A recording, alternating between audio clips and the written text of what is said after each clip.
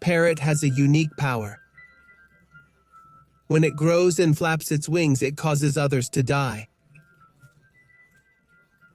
One day it visits us. As it flaps, she struggles to breathe but tries to distract it. The girl wasn't afraid of death, she just wanted to say goodbye to her mom. Loud noises scare the parrot, so the girl brings it inside. Pitying its dirty state, she bathes it.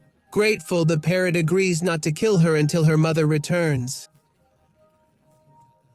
At night, when her mother comes home, the girl tells her she's dying. She begs the parrot to wait outside for the final 10 minutes. The parrot leaves for the girl's sake, but suddenly her mother tries to kill it with a book and then burns it. While digging a grave, the parrot suddenly speaks, but she finds the burnt parrot in her.